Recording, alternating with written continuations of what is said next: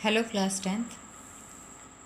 पिछले वीडियो में मैं आपको कवि देव का सवैया एक्सप्लेन की थी। उसी चैप्टर का सेकंड पार्ट कवि देव का लिखा हुआ यह कवित्त है जिसको आज मैं एक्सप्लेन करूँगी। इसका भावार्थ मैं आपको बताऊँगी। चलिए इसको शुरू करते हैं। डार द्रुम पलना बिछौना नव पल्लव के, सुमन झिंगुला सोहे तन छवि भारी दे। पवन झुलावे केकी कीर बतरावें देव, कोकिल हलावें हुलसावें कर तारी दे। पुरित पराग सो उतारो करे राई नोन, कंज कली नायिका लतान सिर सारी दे। मदन महीप जूको बालक बसंत ताहि, प्रातहि जगावत गुलाब चटकारी दे। बच्चों, यह शब्दार्थ है इस कवित्त से रिलेटेड। कवित्त में जो शब्द हैं, कठिन शब्द, उनका यह अर्थ लिखा हुआ है। आप इसे पढ़ सकते हैं। अब मैं आपको इसका भावार्थ समझाऊंगी। इस कवित्त में देव जी ने बसंत ऋतु का वर्णन किया है और बसंत ऋतु को एक बालक के रूप में दर्शाया है। बालक जो कामदेव का पुत्र है और वो नन्हा सा बालक, बसंत रूपी बालक, डार द्रुम पलना बिछौना नव पल्लव के।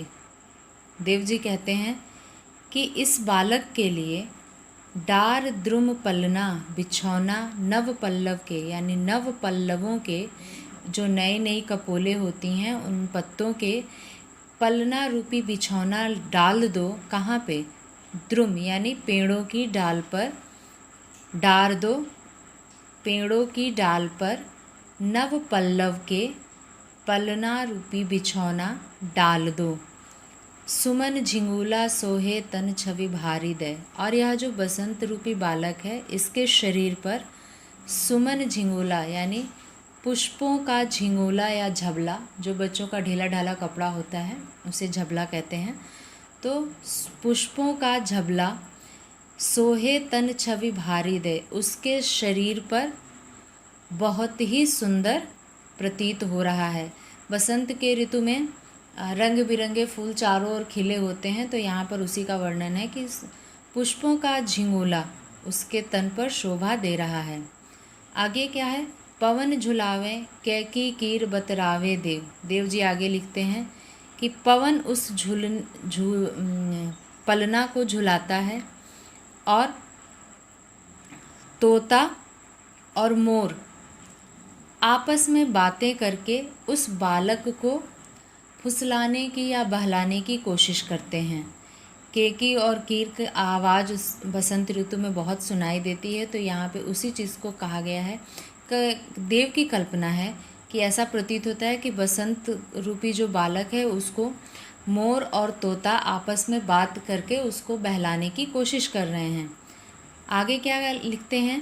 कोकिल हलावें, और वो जो पलना बिछौना पड़ा हुआ है जो पेड़ों की डाल पर, उसको कोयल हिला रही है। हुलसावे कर तारी दे,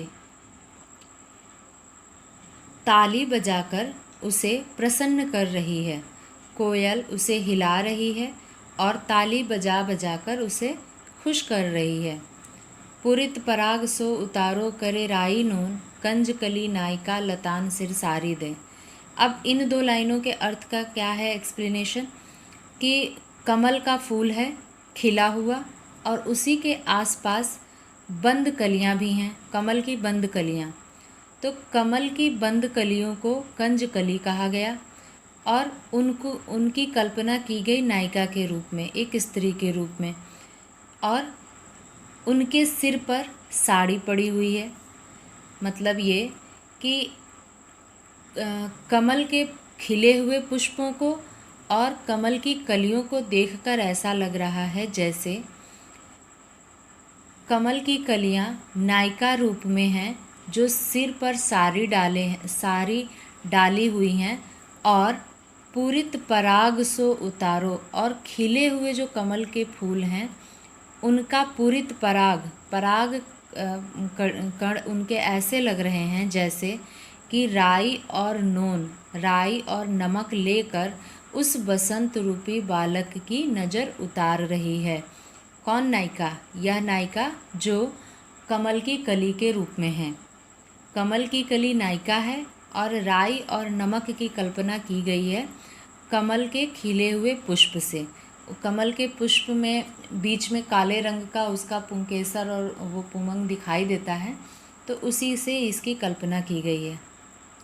अगली लाइन, मदन महीप जूको बालक बसंत ताही, प्रातही जगावत गुलाब चटकारी दे।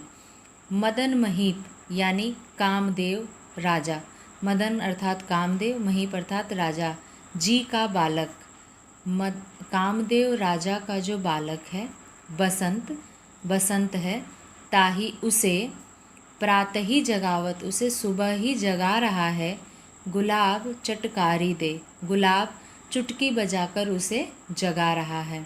यहाँ क्या कल्पना है कि गुलाब सुबह के समय जब चटकता है या खिलता है, तो ये कल्पना की गई है कि वो उसकी जो खिलने की जो प्रक्रिया है गुलाब की, उसे चुटकी बजाने से समानता की गई है। और लिखते हैं कि वो बसंत रूपी बालक को सुबह सुबह गुलाब चुटकी बजाकर जगा रहा है। तो ये इस कवित्व का भावार्थ था। उम्मीद है आपको समझ में आया होगा। नेक्स्ट देव का जो रचना है आपके चैप्टर में, उसे मैं अगले वीडियो में आपको एक्सप्लेन करूँगी। तब तक के लिए थैंक यू सो मच।